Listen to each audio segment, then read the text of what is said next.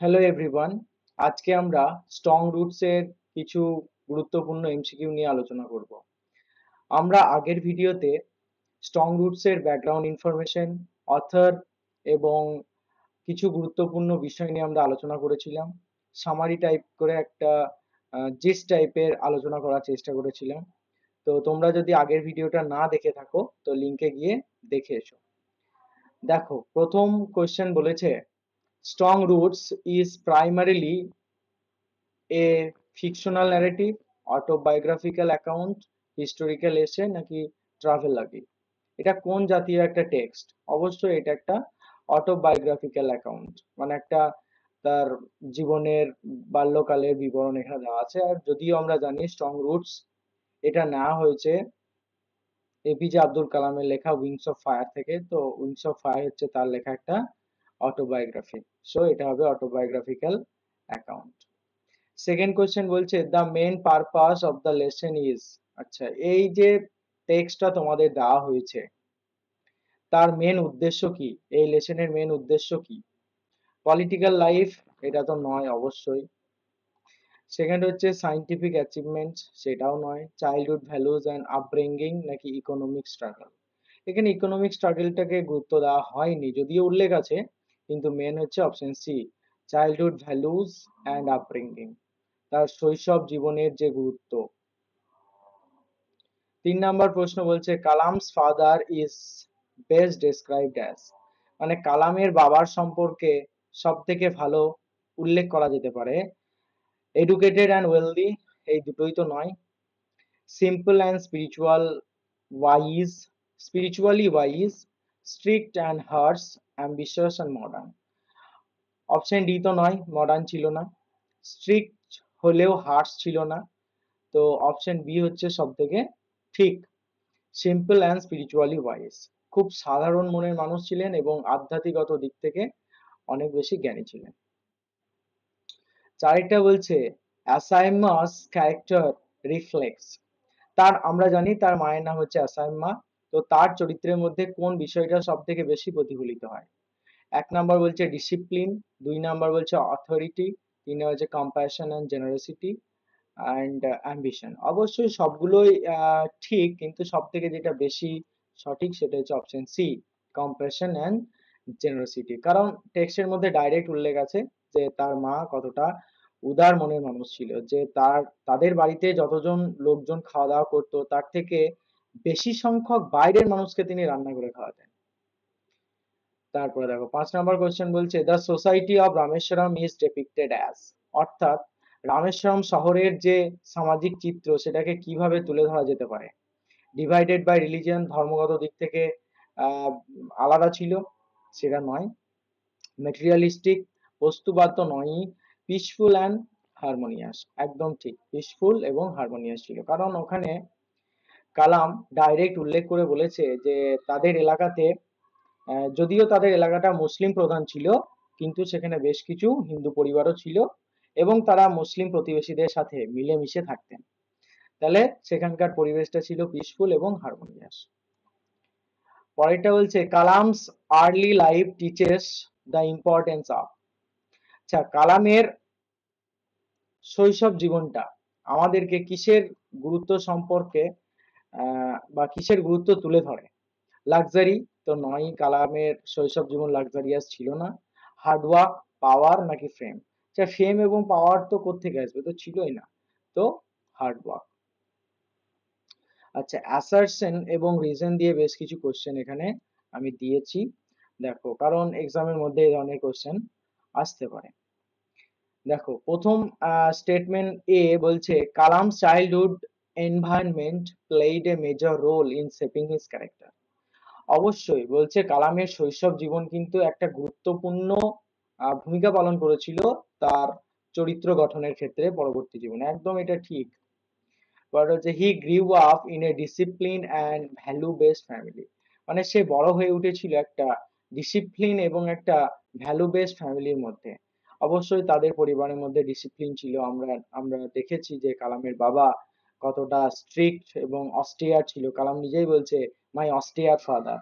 তো এখানে এবং তার বাবা অপ্রয়োজনীয় জিনিসকে গুরুত্ব দিত না। আমরা জানি যে আহ, যে কোনো জিনিসের লাক্সারি মানে বিলাসিতাকে এড়িয়ে চলতেন, কিন্তু প্রয়োজনীয় জিনিসের সরবরাহ করতেন। তো সেই দিক থেকে দেখতে গেলে দুটোই ঠিক। তাহলে কি হবে এখানে? এটা বলছে both A and R are true and R explains A. আচ্ছা, দুটোই ঠিক এবং আর হচ্ছে এ এর এক্সপ্লেনেশন। হ্যাঁ, এটাই হবে। Both A and R are true but R does not explain A, সেটা নয়, অবশ্যই এই স্টেটমেন্টটাকে আর স্টেটমেন্টে এক্সপ্লেইন করছে। এটা যেটা বলছে তার ব্যাখ্যা হচ্ছে এই বাক্যটা, তাহলে অবশ্যই এটাই ঠিক হবে। দেখো পরেরটা, Kalam's father believed in material success. কালামের বাবা ম্যাটেরিয়াল সাকসেসে বিশ্বাস করতো, কখনোই করতেন না উনি, তাহলে এটা ভুল। হি এনকারেজড ওয়েলথ অ্যাকুমুলেশন। ধন সম্পদ সঞ্চয়ের ক্ষেত্রে তিনি উৎসাহ দিতেন, কখনোই না, দুটোই false. Both A and R true, এটা নয়। Both A and R false, option B হবে ঠিক। পরের কোশ্চেন বলছে Kalam worked during his childhood. Kalam তার শৈশবে কাজ করেছিল, হ্যাঁ এটা ঠিক।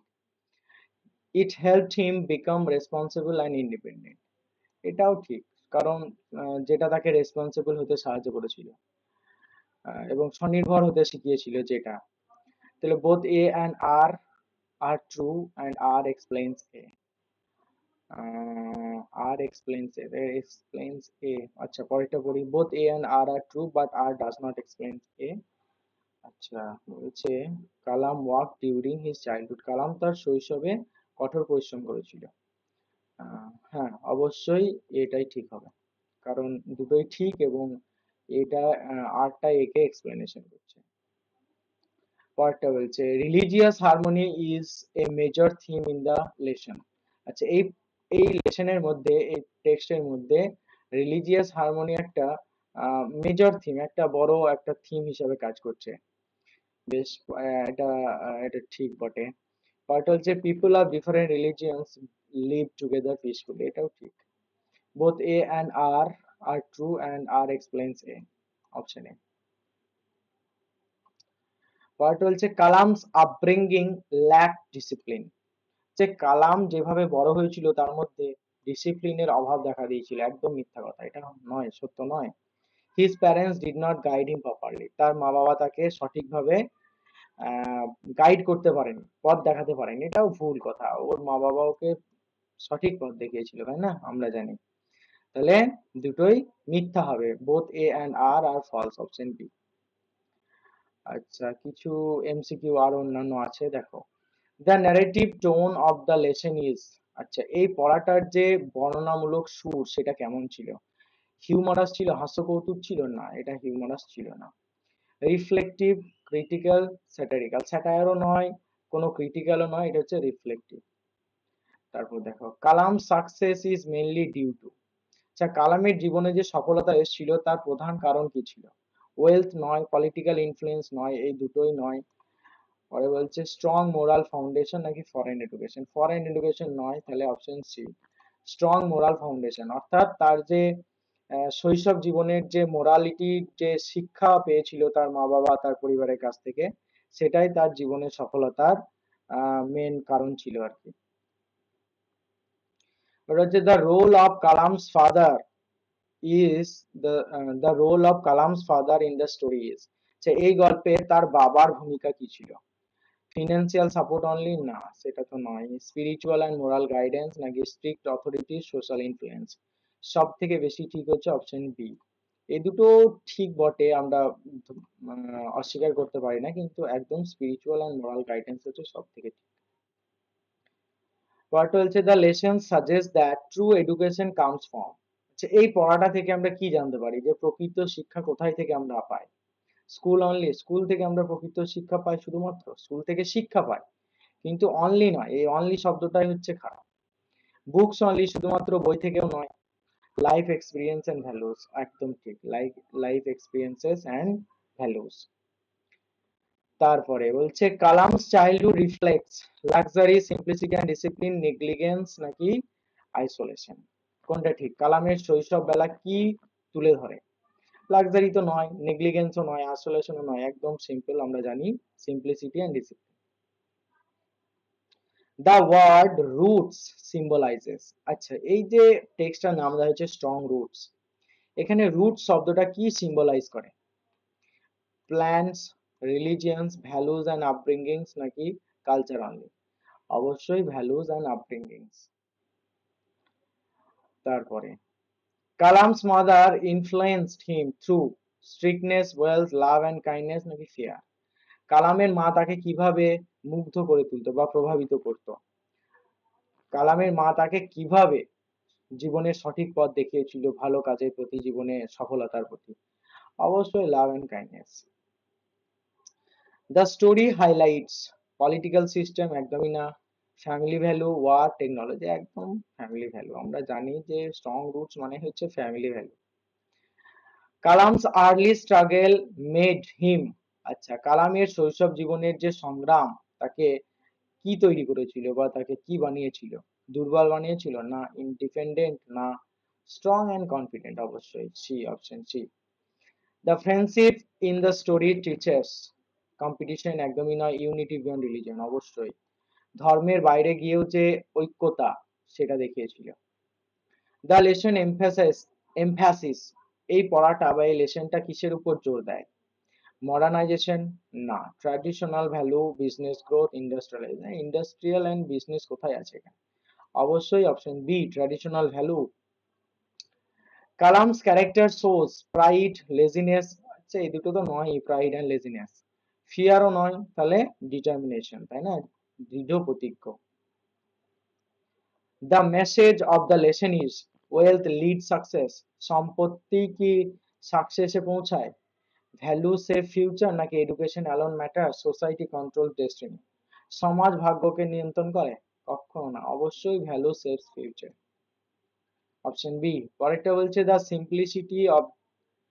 Simplicity of life in Rameswaram indicates, আচ্ছা রামেশ্বরম শহরের যে সিম্পলিসিটি সরলতা সেটা কি প্রকাশ করে বা কি ইঙ্গিত করে?